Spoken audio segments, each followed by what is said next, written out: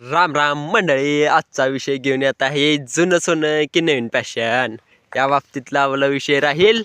त्यामध्ये आपण घेऊन येत आहे थोडेसे महत्त्वाच्या गोष्टी ज्या की आता सध्या हातात आहेत.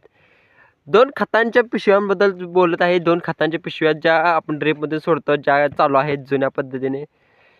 डोकं फुटायची वेळ आली तरी जुनं आपलं आहे ना 1261 5234 वापरायचं की बाजारात आलेलं नवीन भानगड म्हणजे 60 20 42 47 काय भानगड आहे, या 2 भानगड्या आपल्याला समजून घ्यायच्यात. विषय खताचा नाही, इथं विषय आहे जमिनीचा, मूळचा आहे. आता मूळचा विषय म्हणजे काय ही समजून घेण्याची एक आपल्याला घेणं खूप गरजेचं आहे.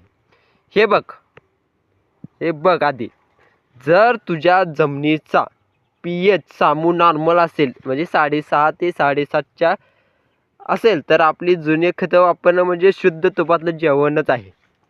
बिंदास वापर, रिझल्ट फिक्स मिळतो, काय अडचण नाही. पण जर तुझ्या जमीन चुनखडी जास्त असेल किंवा pH वाढलेला असेल तर मात्र जुनी खते जमिनीत जाऊन लॉक होतात, रुसून बसतात. त्यांना काम करायला मूड लागत नाही. तर जास्त pH नवीन ग्रेड्स ॲसिडिक आलेले आहेत त्या वापरणे खूपच चांगले. नॉर्मल pH आहे जमिनीचा, ग्रेड्स गोल्ड इज गोल्ड. त्यामुळे जमिनीचा pH जास्त असेल तर त्या नवीन आणि ॲसिडिक खतांचा विचार करा, नाहीतर उगाच किशाला कात्री लावू नका.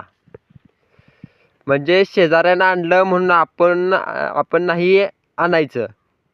शेती कॉपी पेस्ट करून नाही चालत, तर जमिनीची टेस्ट, सॉइल टेस्ट करूनच करायची असते. तुमच्या जमिनीचा pH किती आहे कमेंटमध्ये नक्की सांगा. धन्यवाद.